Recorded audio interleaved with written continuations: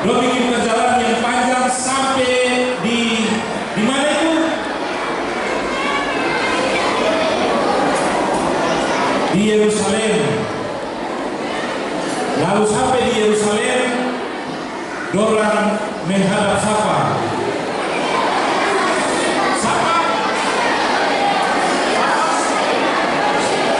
Herodes. Dorang menghadap Herodes, dorang tanya, kami mau datang lihat raja yang baru lahir. Lalu apa reaksi Herodes? Herodes bikin apa? Tadi dong pernah baca Alkitab kan?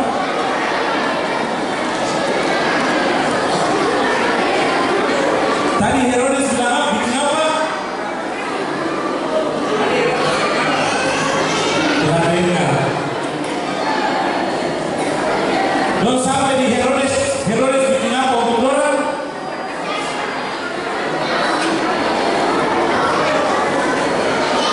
Herodes selidiki orang. Selidiki itu sama dengan apa ya? Tanya-tanya. Herodes tanya-tanya orang supaya Herodes dia tahu lagi. Ada rencana baik kah terbaik dari Herodes? Rencana terbaik. Rencana terbaik itu dia bilang apa? Oh, dia cuma bilang dia mau pergi menyembah Tuhan Yesus lagi. Begitu toh? Tapi rencana itu bagus, tapi di belakang itu tidak bagus. Karena Herodes ini membunuh bayi itu. Terus Herodes bilang apa untuk orang Majus? Coba kau bilang.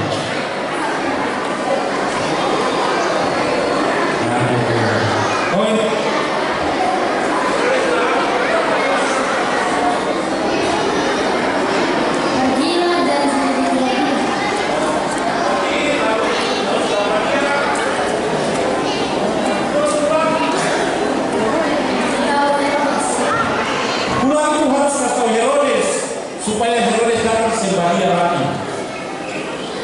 Itu karakter Herodes. Tadi orang Majus, orang punya perencanaan yang bagus dan datang sembah Yesus.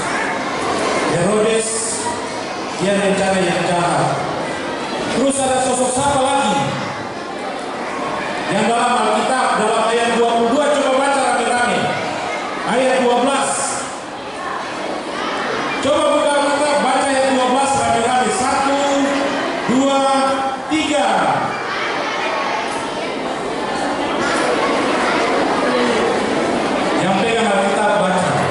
Ayat 12 pasal 3 ayat 2 ayat 12. 1 2 baca. Dan karena diperingatkan dalam mimpi supaya jangan kembali kepada Herodes, maka putarlah mereka ke negerinya melalui jalan lain. Nah, siapa yang peringatkan dalam mimpi? Siapa yang datang dalam mimpi kepada orang Majus? Herodes. Bahaya. Siapa yang dikasih mimpi untuk orang Majus? Ya, Tuhan. Serah Tuhan. Ya, saya pikir begitu dulu.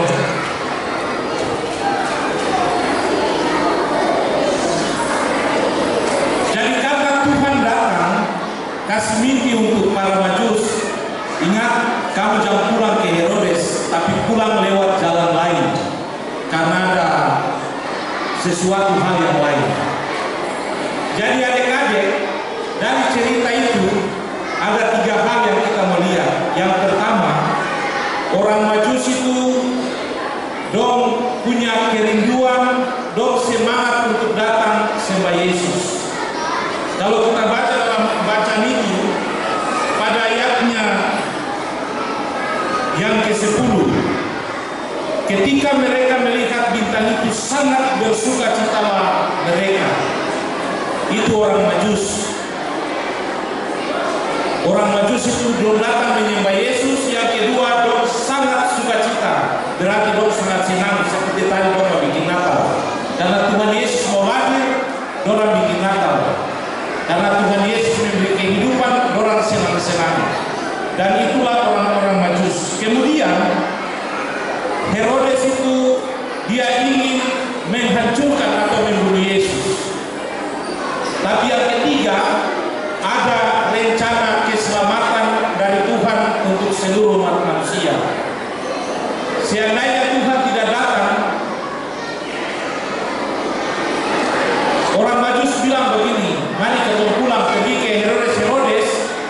pergi di dia.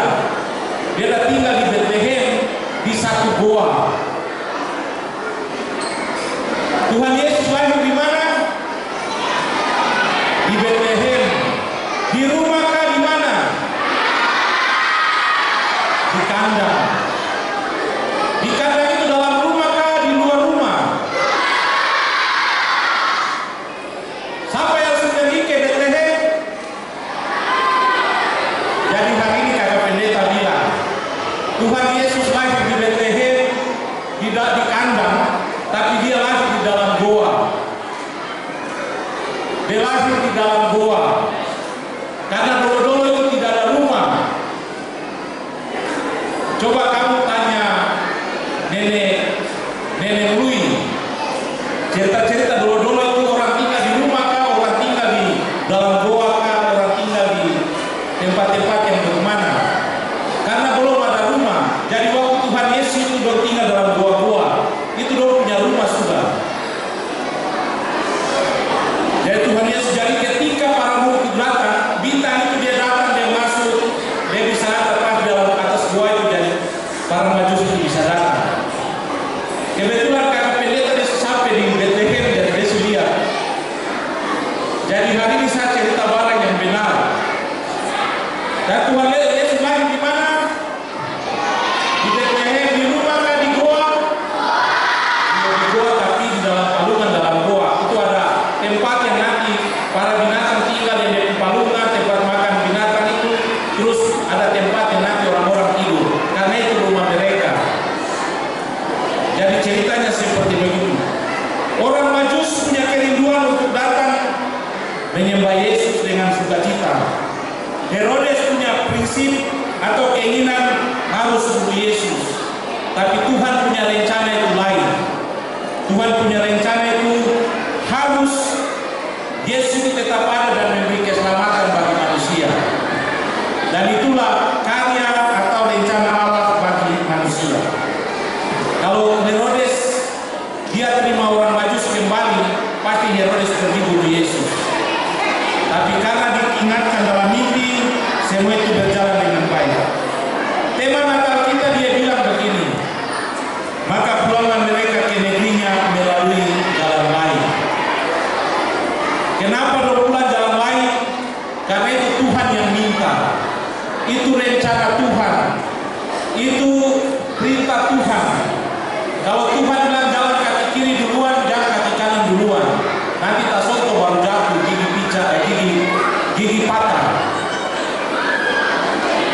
Rencana Tuhan itu harus kita jalani. Hari ini kita semua semangat. Dong semangat ketiga. Dong semangat karena sebentar makan kue kan? Begitu saja. Kita semangat karena apa? Coba dong baca dong subtema.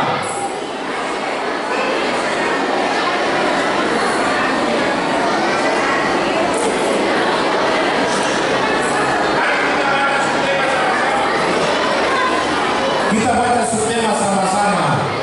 Yesus hadir menyatakan kuasa Allah, mampu membaharui persekutuan anak dan remaja, jemaat Ephata Malanu, menuju persekutuan yang bertumbuh dan mandiri dalam Tuhan.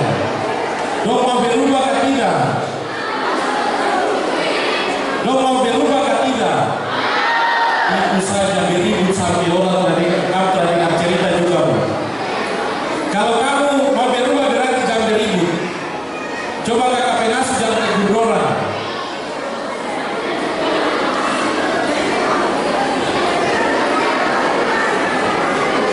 Yesus hadir menyatakan kuasa Allah, mampu membaharui. Kenapa Yesus harus membaharui? Karena Yesus juga Tuhan juga mampu membuat orang Majus menjadi luar biasa. Tuhan mampu membuat orang Majus bersukacita karena kelahiran Yesus. Tuhan juga mampu membuat orang Majus pulang dengan jalan lain. Kalau tak pulang dari jalan lain, Yesus lepu. Kemudian sebagai anak persekutuan jemaat Ephata,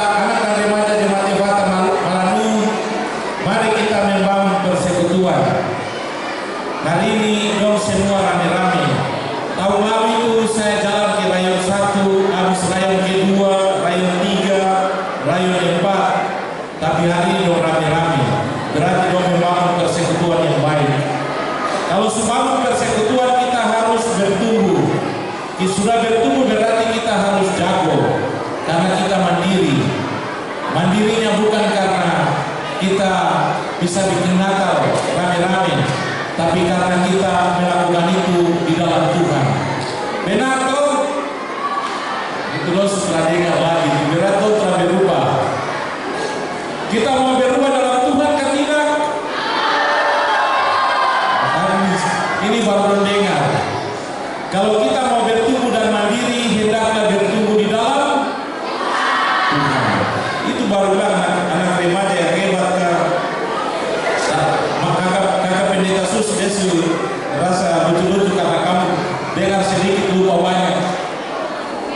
Oleh sebab itu, mari kita pulang semangat karena Tuhan Yesus ada dan lahir untuk kita, memberi keselamatan itu bagi kita dan membuat kita mampu menjadi anak-anak Tuhan yang luar biasa. Tadi kita dengar rayon 1 dok tunjuk puisi yang bagus, rayon 2 dok vokal grup, rayon 3 dok punya spontanitas, rayon 4 dok bikin apa? Oh, dok yang jadi pribadi, dok memuji untuk penyemangat untuk memuji Tuhan. Mari kita tepuk tangan karena kita bisa dibuat hebat. Karena Tuhan Yesus lahir membuat kita bisa mandiri di dalam Tuhan. Itulah karya Tuhan yang luar biasa di tengah-tengah hidup kita. Tuhan memberkati kita menjadi anak-anak yang luar biasa, yang hebat, yang mandiri dalam Tuhan. Kita bertumbuh dan menjadi anak-anak yang luar biasa. Kita menyanyi nyanyian Kidung Jemaat, tidak kita berdoa. Mari kita tenang, kita arahkan hati dan pikiran kita berdoa sekaligus doa persembahan syukur kita. Coba kita kesempatan bagi kami dan mendorong kami untuk beribadah kepada Tuhan Yesus. Tuhan Yesus memberkati dan menyertai kami semua di hari mulai dari saat ini terus kekal sampai selama-lamanya. Amin.